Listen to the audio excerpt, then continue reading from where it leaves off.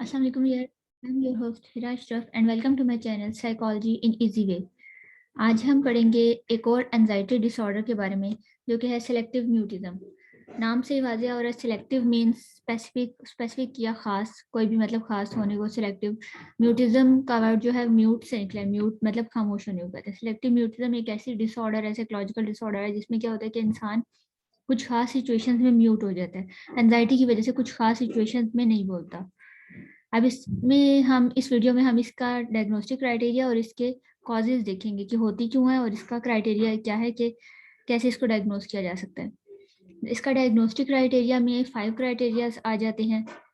सबसे पहला क्राइटेरिया है कि consistent failure to speak in specific social situation. इंसान खास सिचुएशन में नहीं बोलता in which there is an expectation for speaking despite speaking in other situation. मतलब इंसान कुछ खास सिचुएशन में नहीं बोलता, जबकि बाकी सिचुएशन में वो बिल्कुल नॉर्मल बिहेव कर रहा होता है। जैसे कि बच्चे अगर स्कूल में ना बोलें और बाकी सारी सिचुएशन में बोलें, ये चीज भी आ सकती है।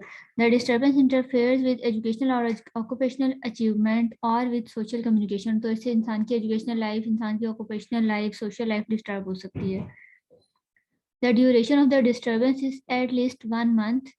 इसकी जो ड्यूरेशन है, टाइम पीरियड जो है वो एटलीस्ट 1 मंथ होता है, कि मतलब कम से कम 1 महीना होना चाहिए। 1 महीना या उससे ज़्यादा अगर इंसान की ये सिचुएशन है, इंसान कुछ खास सिचुएशन में मतलब म्यूट हो जाता है, तो फिर वो सेलेक्टिव म्यूटिज्म उसको डायग्नोस किया जा सकता है।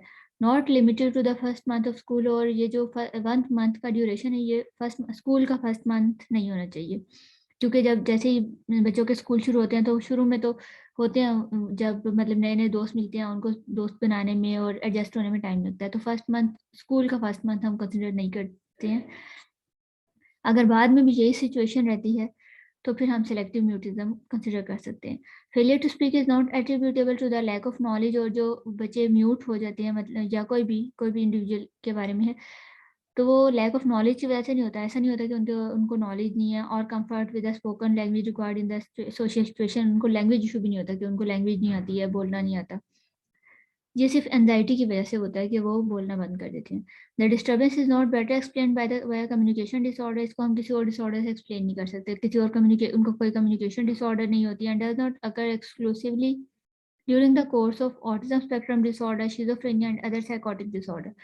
और बाकी जो डिसऑर्डर होती है, ऑटिज्म, शिजोफ्रेनिया या साइकोटिक डिसऑर्डर, उनमें भी ऐसा नहीं होता। सेलेक्टिव म्यूटिज्म एक एज इट इज एक अलग डिसऑर्डर है, जिसमें क्या होता है कि इंसान किसी खास सिचुएशन में म्यूट हो जाता है, नहीं बोलता है, जबकि वो बाकी सिचुएशन में बिल्कुल नॉर्मली बिहेव कर होता है। इसके 5 क्राइटेरिया में क्या है कि किसी खास सिचुएशन, फर्स्ट क्राइटेरिया कि किसी खास सिचुएशन में इंसान नहीं बोल सकता, जबकि बाकी सिचुएशन में वो प्रॉपरली नॉर्मली बिहेव कर रहा होता है। सेकंड है कि इसकी वजह से इंसान की एजुकेशनल ऑक्यूपेशनल लाइफ डिस्टर्ब हो जाती है। थर्ड है कि इसका टाइम पीरियड एटलीस्ट 1 मंथ होना चाहिए। फोर्थ है कि ये जो प्रॉब्लम है ये लैक ऑफ नॉलेज या लैंग्वेज इशू की वजह से नहीं होती। और फिफ्थ है कि डिस्टर्बेंस को हम किसी और डिसऑर्डर पे एट्रीब्यूट नहीं कर सकते, मतलब ये किसी और डिसऑर्डर की वजह से नहीं हो रही होती। अब हम इसके देख लेते हैं रिस्क फैक्टर्स, मतलब ये रिस्क फैक्टर और कॉजेज के ये प्रॉब्लम हो क्यों रही होती है। रिस्क फैक्टर्स और रिस्क एंड प्रोग्नोस्टिक फैक्टर्स में इसमें 3 तरह के फैक्टर्स आ जाते हैं। टेम्परमेंट की वजह से भी कुछ हद तक हो सकती है। एनवायरमेंटल फैक्टर्स बहुत ज़्यादा रोल प्ले करते हैं इसमें, और जेनेटिक फैक्टर्स भी। टेम्परमेंटल फैक्टर्स का बहुत ज़्यादा रोल नहीं होता इसमें, लेकिन कुछ हद तक इसका असर होता है। Negative affectivity neuroticism. Negative affectivity कहते हैं नेगेटिव इमोशंस को। कुछ लोग नेगेटिव इमोशन, कुछ लोग की थिंकिंग पॉजिटिव होती है, कुछ की नेगेटिव होती है। तो नेगेटिव अफेक्टिविटी अगर ज़्यादा हो उसकी वजह से भी होता है कि इंसान के अगर इमोशंस दूसरों से रिलेटेड नेगेटिव हैं तो इंसान बात कम करेगा। एंड बिहेवियरल इनहिबिशन भी एक मेंटल स्टेट होती है जिसमें इंसान सोशल सिचुएशन को इनहिबिट करता है, सोशल सिचुएशन में वो घबराता है। तो अगर ये चीज़ें हैं तो फिर इंसान में सोशल म्यूटिज्म आने का चांस है। Parental history of shyness, social isolation and social anxiety. अगर पेरेंटल हिस्ट्री है, पेरेंट्स शाय हैं, सोशल आइसोलेशन पसंद करते हैं, या सोशल एंजाइटी उनमें है, तो म्यूटिज्म ये होने का चांस ज़्यादा है। Children with selective mutism may have subtle receptive language difficulties compared with their peers, although receptive language is still within the normal range। मतलब जो बच्चे जिनको सिलेक्टिव म्यूटिज्म है उनमें थोड़ी सी लैंग्वेज प्रॉब्लम हो सकती है, लेकिन वो एवरेज नॉर्मल रेंज में ही आ जाती है। ये जो प्रॉब्लम है उनकी लैंग्वेज डिफिकल्टीज की वजह से नहीं होते, बल्कि एक साइकोलॉजिकल डिसऑर्डर है जिसमें इंसान को एंजाइटी फील होती है कुछ खास सिचुएशंस में। एनवायरमेंटल फैक्टर्स भी इन्वॉल्व होते हैं जिसमें सोशल इनहिबिशन आ जाती है। इस सोशल इनहिबिशन अगर पेरेंट्स में या रिलेटिव्स वगैरह में है तो on the part of parents may serve as a model for social reticence and selective mutism in children. रेटिसेंस का मतलब होता है काम गो होना या खामोश तबीयत होना। या सोशल इनहिबिशन, अगर पेरेंट्स में सोशल इनहिबिशन है मतलब वो सोशली विड्रॉल रहते हैं, ज़्यादा घुलते मिलते नहीं है लोगों से, तो बच्चों में भी उनको एनवायरमेंटल फैक्टर की वजह से भी हो सकता है ये। Furthermore, parents of children with selective mutism have been described as overprotective या more controlling. इसके अलावा overprotective या ज़्यादा controlling parents जो होते हैं उनके बच्चों में ये प्रॉब्लम आ सकती है selective mutism वाली.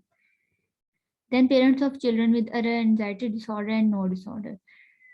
Genetic and physiological factors का भी effect होता है because of the significant overlap between selective mutism and social anxiety disorder. अक्सर जिन लोगों में social anxiety होती है उनमें भी selective mutism पाया जाता है.